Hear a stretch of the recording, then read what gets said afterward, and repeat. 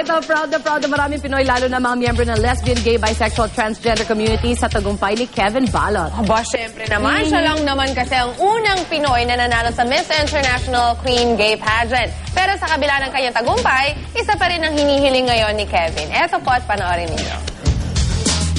Ang tuluyang matanggap ng ama. Yan ang hiling ng 21-year-old na si Kevin Balot, isang transgender, matapos makoronahan bilang Miss International Queen 2012 na ginanap sa Pattaya, Thailand nito lamang nakaraang linggo. Tinalo ng tubong tarlak na si Kevin ang 21 kalahok sa patimpalak na mula sa 15 bansa. Kasama rin niya sa pageant ang 4 na Pinoy transgender na kung saan 2 rito ay nakasama niya sa final round. Sa kabila ng tinatamasang tagumpay ngayon, hindi naging madali ang pinagdaanang pagsubok ni Kevin. Una rito ay ang hindi pagtanggap ng kanyang ama sa kanyang piniling kasarian. Sumunod ay ang pagkakahinto niya sa pag-aaral ng kursong practical nursing. Pero sa halip na sumuko, nanatiling matatag si Kevin.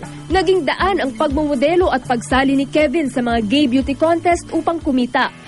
Hanggang sa mapasali siya sa Miss International Queen 2012 pageant. Kaya naman ngayong umaga, mga kapuso, live sa unang hirit. Sama-sama nating salubungin at tayo'y makapagkwentuhan sa newly crowned Miss International Queen 2012, Her Highness Kevin Balot.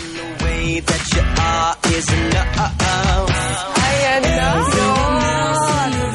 How pretty at eto na siya. Please welcome Miss International Queen 2012, Kevin Norby Balot. Good morning, Kevin. Good morning, Kevin. Welcome to Unang Hirit. Una-una, balot ba o balot? Balot. Halika dito, Miss Balot. Ayan. Ang cute na gumaganto ka, parang Thai ka na. Diba? Mukha ka palang ang bata-bata mo in person. Parang 14 years old. How young are you? 21. Turning 22 this November. Bata pa rin naman talaga. Happy advance. Happy birthday. Thank you. Makaedad lang pala tayo nung... Bakit ka nauubod, Dexter? Kevin, kwento mo naman sa aming experience sa pageant na ito. First time ka ba sumali ng international pageant? Oh, actually, talagang matagal nagplanuhan din ng mga friends and manager ko.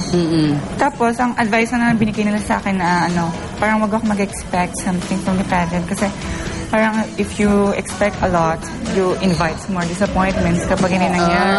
Sa bagay. Kaya nag-enjoy lang ako. Parang I had a great camaraderie with my co-candidates coming from the other country.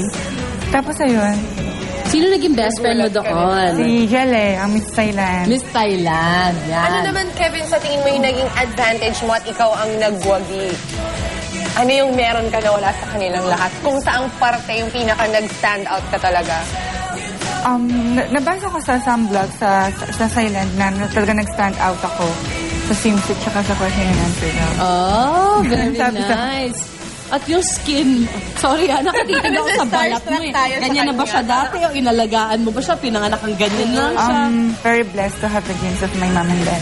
Ayun. Makinis talaga. Makinis at mabuti talaga siya. Correct. May iba pa ka bang nakuhang special awards? Miss Photogenic. Miss Photogenic. How pretty! May lahat, no? Oo nga, correct. I-share mo sa iba. Miss Talent na din. May mga ganun din ba? May mga talent portion din. Ano naman yung talent na pinakita mo doon? Gangnam Style. Gangnam! Ang cute naman! So, kumusta naman ang relationship mo ngayon with your dad? Okay na. All is fine. Parang, ever since naman talaga, okay na talaga. Pero nung before, meron talagang medyo complication kasi ng only boy. Oo. Parang nararamdaman pa rin minsan na gusto niya. Of course. Naintindihan mo naman yun, di ba? Siyempre naman. At syempre, niintindi ka rin niya ngayon. Ayan. And of course, totoo ba rin mga movie offers ka doon sa Thailand? A lot. Wow! Did you see it? I didn't. Para naman yung Miss International Organization ang mag-decision. Hindi pa. Bakit? Ganun may rule. Under ka kasi.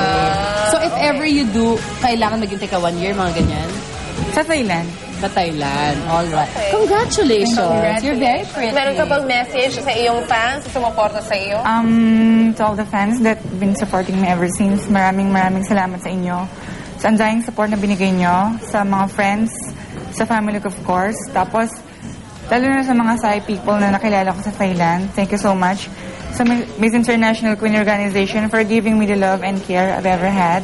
To Jelle, Miss Thailand, I miss you sister, kapong ka, Soy Makmak, kay Miss Brazil po, Montebrigada, Brazil. At saka special request daw po sa free accommodation ko sa Sogo Hotel. Ayun. At isang matinding thank you naman dyan.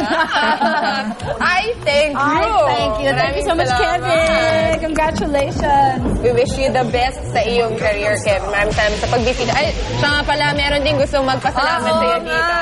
Pasok na kilala sana sa'yo. Yeah. Ang ganda, no? Ganda nga eh. Hindi ko na kayo napansin eh. Sabi na ka magbabalik pa ako nang inagdala po kayo. Thank you.